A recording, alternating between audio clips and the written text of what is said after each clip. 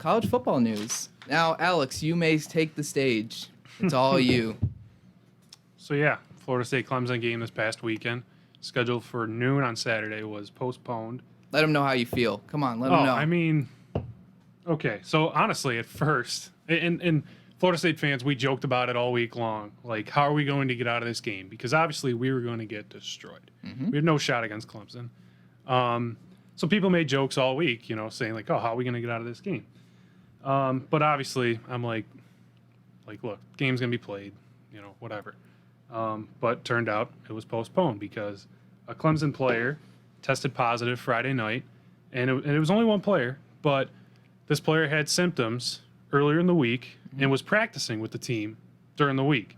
Now, not everybody has the exact same protocols. I'm not saying Florida State's protocols are the best, but I mean, Clemson has had an outbreak before. They had an outbreak back in the summer.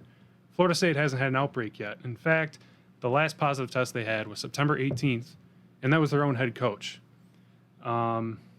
So Clemson fans immediately on Saturday start claiming that Florida State's ducking us. They're making excuses, whatever. And we're just like, okay, no, a player tested positive on your team. And then now yesterday, Clemson head coach Dabo Swinney accuses Florida State of ducking them and using COVID as an excuse. No. And Dabo Swinney, as far as I'm concerned, is the biggest scumbag in all of college football. And it's not just from this, all right? He said dumb and stupid stuff for years now. Okay. Back in 2016, when the whole Colin Kaepernick thing began, taking a knee before the anthem. Oh, yeah? He was asked if he would punish any of his players for doing so. He said he wouldn't punish them, but he did say that,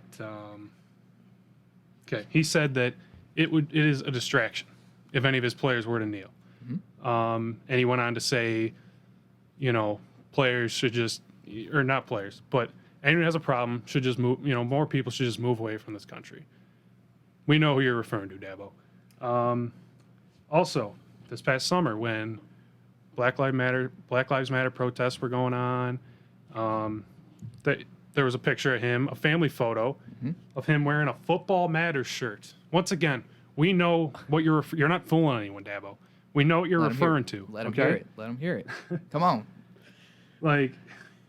And then this dude, he's just so ignorant. He's fake. He shoves religion in your face to make him seem like some big, great Christian man when he's not. Yeah. So now hit him with the one. It just doesn't make sense for Florida State to duck Clemson, financially at least. Yes. They're dying for money. Teams across the country who rely on college football for their funding, all right? They're all dying for money. Florida State would not just cancel this game and miss out on the revenue, right? All right, because they were expected to have 17,000 fans in attendance. They would not just do that. They would not just cancel this. They would just because they're going to get smoked. All right, they would take their beating, take their revenue, and move forward. That's true. Now. Hit him with the one more. What do you got? Come on. Drop the elbow. Come on. Drop it in. Drop it in. So Mike Norvell, our head coach, talks today.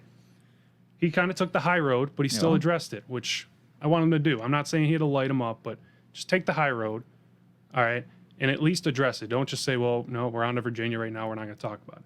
No. So what he had to say was, if Clemson needs any sort of contributions to come back, because Florida State, that's the other thing. Florida State said, we are willing to play you December 12th. We both have an open date December 12th. But Clemson is like, oh, we don't, we already spent money to travel there and travel back. We're not doing it again. And Mike Norvell said, if you need any contributions to come back to Tallahassee and play us, sign me up.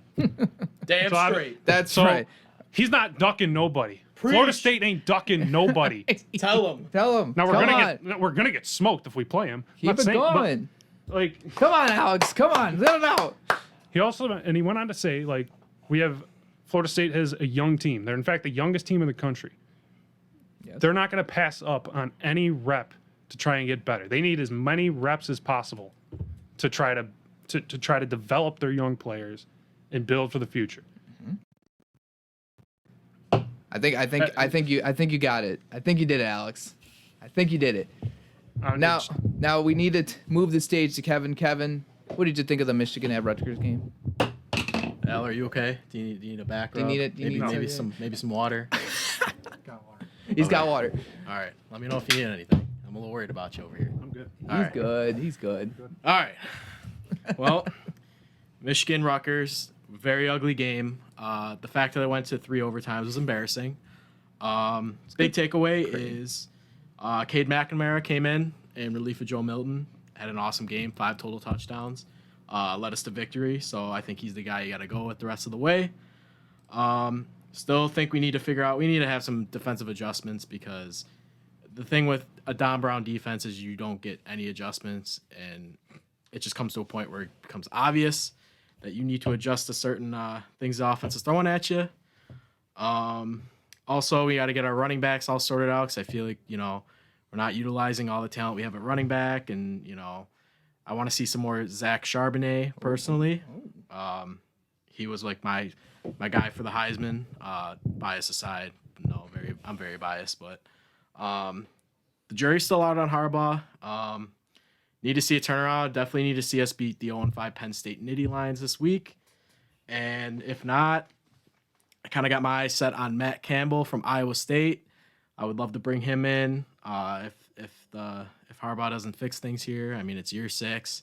I would be expecting at least 1 or 2 Big Ten championships by now, at least a playoff appearance, but I haven't seen anything yet, and that's just how I feel about it. But we still beat Rutgers, so there we go, 2-3. And, well, you've heard it here, folks. Welcome to the world of having a trash college football team, Kevin.